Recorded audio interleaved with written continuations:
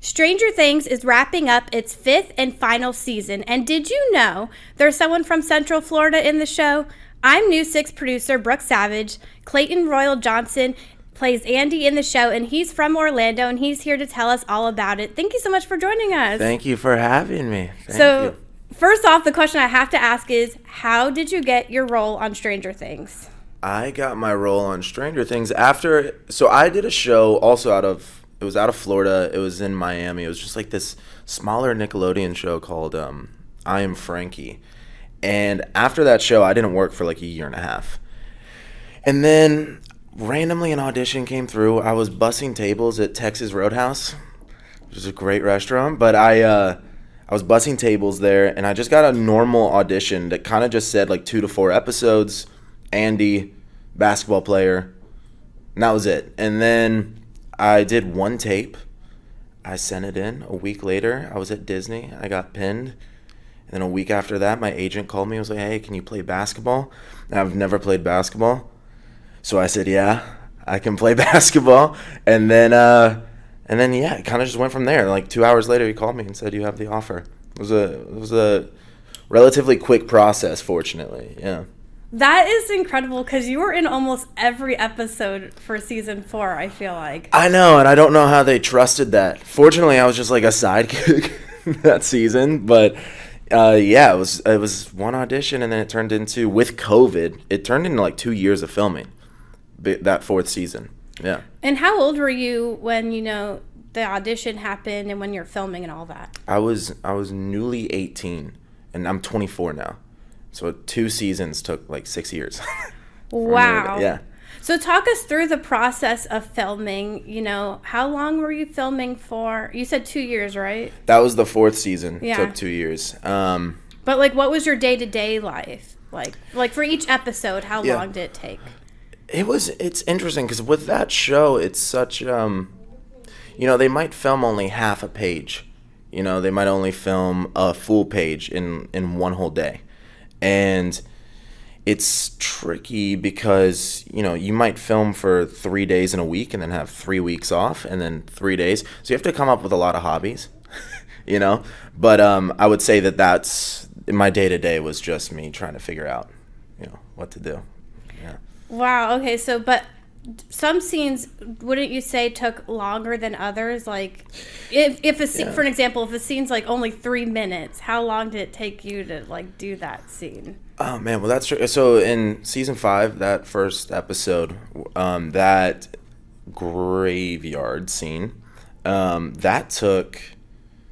We showed up at like 5 a.m. and we left at like 6 p.m.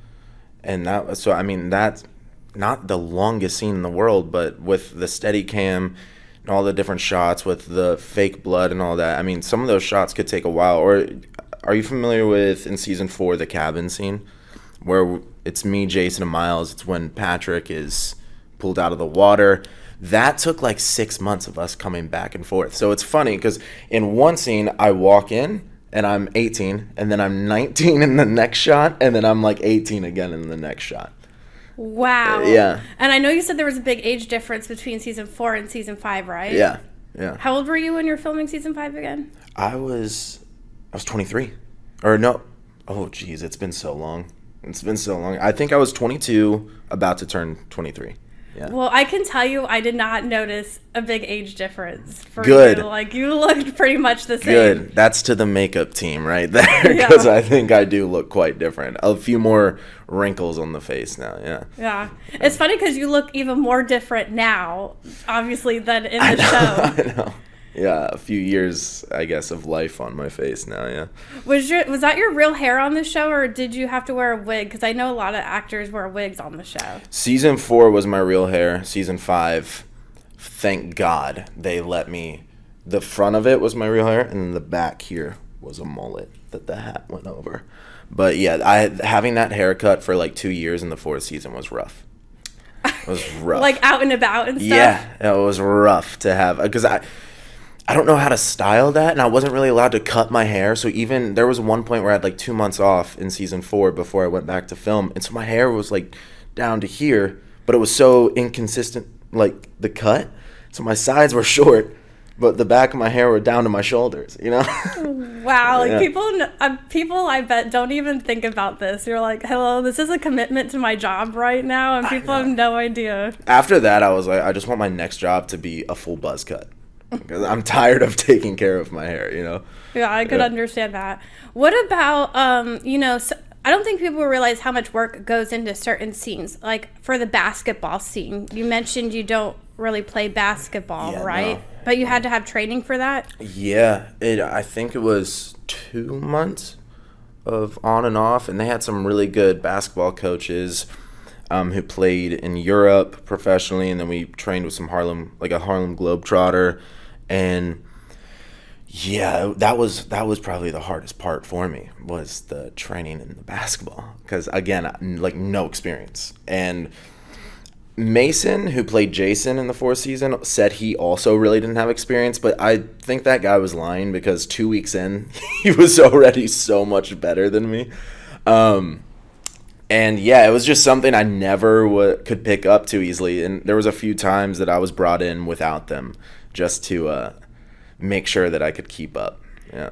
That is so crazy, because that scene is like not even integral to like the whole storyline. Exactly. It was integral to that one episode, but Exactly. they wanted to make it look convincing that you knew how to play basketball. Yeah, the drills we were doing, we were like marching up and down the court with like the ball in between our legs. I can barely even dribble a ball, so the ball was flying out. Yeah, no, it was ridiculous.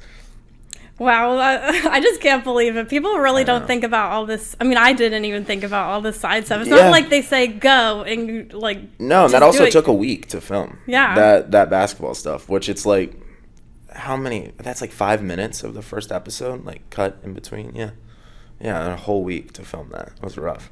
What about this newest season? I noticed there was a scene where you, I think you pushed Dustin up against a locker, and then there was another scene where you're blown back against a wall. What is happening in those scenes? Because my first thought is I would be afraid to hurt someone unless something else is happening. And also, I was wondering, like, did you get hurt when you fell back? I did not fall back, actually. So that was my stunt guy, Chris Rorick, and he did the fall, took all the damage, and then I replaced him on the ground. And that was, so I got it real easy. I was sipping coffee next to the monitors while he was doing that. With Gayton for pushing him against the locker. Honestly, he was the one that kept telling me to push him harder, because like that sound, you need that sound of the locker, sounding like you just threw someone against it. So hey, he was game for it, and we kept going over and over and over again, and he never got hurt once. Yeah.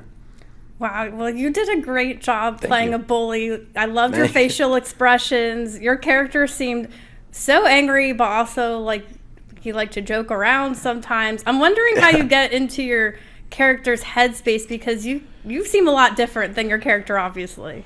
Yeah, I think I think when it comes to playing like high schoolers and like jocks and guys like that, you really just have to think back to your school years. And like, I think we were all a little like that at one point, maybe a little mean at one point. Well, maybe I don't know if everyone was mean at one point, but mean with your friends, you would rag on each other, and I think you just have to like turn that up. I don't think it's too complicated to play stuff like that. You have to think back to your old bullies and people that would make fun of you. What made them feel that way? Why did they say those things? And I think it's as simple as that. And then you kind of just, come in with that approach. And yeah, I think it's as simple as that, really. Yeah. Yeah, I do hear about actors drawing from their own experiences, and I definitely felt that way when I was watching your character. I was like, yeah, we all knew someone who was like that, and I completely agree with you. Not gonna lie, I could have been nicer to some people in high school. Yeah, exactly, right? I even think back to like how you would, talk to friends when you were during those years, and everyone took it a little far at one point. And this time, it's just that he's serious, but I think we all kind of have that in us. A little bit, Yeah. And what was your reaction when you found out that you were returning to the 5th season and you'd be in the very first episode? I was very grateful. I was very grateful because I had no expectation of that. With the 4th season, I knew Patrick and Jason, who were like the two guys I was with the whole show. I knew they had both, died in the 4th season, and I kind of assumed the storyline ended there. So I was just really grateful that the Duffer Brothers, gave me something cool to do, and kind of take that ringleader position for an episode. And I know people don't like it, but as an actor, it was very fun to kind of step into like Jason's shoes from the 4th season. And I was really excited. Unfortunately, I found out like 2 months before the actor strike, and then we were gonna go film just a couple months after that, and then there was 6 months of wait, and then like another month. So it ended up being like a year after I found out. Yeah. Wow. And what were you doing during that time? Other acting jobs? During the strike? Yeah. Or I guess, yeah. So the strike ended, and then I had like a month or two before I went back for the 5th season. I did a movie that actually drops in the spring called The School Duel, actually out of Tampa. I shot that film. And then I did another film called Teacher's Pet. School Duel was with Todd Wiseman Jr., and then Teacher's Pet was with Noam Kroll. But yeah, so I got to do a couple things. I think I saw the trailer for that movie. Is that the one featuring another actor who was in Stranger Things? No, I don't think so. The School Duel? Or which one? I thought like Young Joyce, like you did something with Young Joyce. Okay, so that was actually shot. That was shot a year ago, and that was something I made with a buddy of mine, Mason McCarty, and then another buddy of mine, Logan Peach, and then Birdie. Yes, she plays Young Joyce, and Mason McCarty and her are actually dating. And I met Mason on the set of Stranger Things for like one day, and then he worked with someone else I knew, and we just kind of stayed connected for a while. And they kind of just brought this idea to me, and we shot a little proof of concept, and we're trying to make that into a feature film, hopefully in the next like 6 months to a year. Wow, that is really cool. So this show has led to like kind of other opportunities. Yeah, a lot of relationships and, a lot of other creatives. And I think when you have a good circle of creatives, you want to, keep making stuff together. If you work well together and you can also go to a bar together and you can also go out to eat and get coffee together, it makes it a lot easier. Yeah. Well, is there any other behind-the-scenes info you think like a lot of people don't know about? With Stranger Things, I think people would, honestly, what we touched on earlier, I think people would just be really surprised how long it takes and why it takes so long. I hear a lot of people say it takes a couple years and 3 years, and some of those fight scenes are, like we said, like a year long or like a week long of filming, and it's half a page to a page and a half, and that's why the show looks so good. It looks like a movie. It looks like a Star Wars level sci-fi, and I think it takes a long time for those reasons. And I think people will just be really surprised how long those days really are and how necessarily long those days are, I understand that. And actually, I feel like, not in a bad way, but I feel like the show takes so long to film. I remember, like, where I was at a point in my life when, like, especially when the first season came out. Yeah. Like, I remember I was, just out of college and, like, my first apartment. And I just remember, like, someone telling me about the show. And I'm like, why do I want to watch a show about, like, a bunch of kids or boys specifically in D&D? And now it's one of my favorite shows. And it's something I, can relate to with my husband or my sister and brother. Yeah. It was interesting. I actually just heard the Duffer Brothers talk about like why they weren't getting picked up for a while by other studios before Netflix came along. And it was interesting. They were like, it was a show that starred kids that wasn't really entirely meant for kids, that had a lot of 80s nostalgia, and there wasn't a ton at that time. And looking back, it is funny, and it is interesting how much it blew up. And it is funny that it's 4 lead children actors at the first couple seasons. Now they're 24, 25, married, all of that. But it is funny that I see why people didn't pick that up, but they were wrong, and people loved it. Yeah. Wait, so are they the same age as you or older Yeah. than you? No, they're like the same age as me. Because you play older than them. I know. In the show. I know. Yeah, they're the same age, give or take a year. I don't think anyone's over or under a year older than me amongst the like 4-5 kids. Yeah. And what does it mean to you to be part of a show that I feel like brings people together? Like I said, I talk about the show with my brother and sister who don't even live in the same state as me, you know? Yeah, no, absolutely. I think even, you know, I think about the shows I've watched with my dad, like Vikings and Breaking Bad, and just to be a part of a show that people can watch with their family, and I think it's really cool. It's really cool. And you know, and it's a scary show, but it can also make you cry, and it makes you feel nostalgic. It has great music, so I think it's just an all around. It makes sense to me why it's such a big cultural phenomenon. Yeah. Yeah, I do love that. Like you said, all those things, and it's filled with hope at the end. Yeah, 100%. I think I saw another video of someone in the cast. I don't remember who it was, but they really did just make a show about a bunch of kids that are quote unquote like nerds, but who like save the world, who have interests that aren't necessarily always considered cool, and they are cool in the show. I think that's I think that's an amazing thing, and I think that it really allows a lot of kids that watch that. I didn't have the Stranger Things when I was in middle school, but I think a show like that would have made me feel a lot, cooler in my own skin. Absolutely. I completely agree with that. Okay, here's a fun question. What do you think Andy is doing while the rest of the cast tries to save the world? Yeah.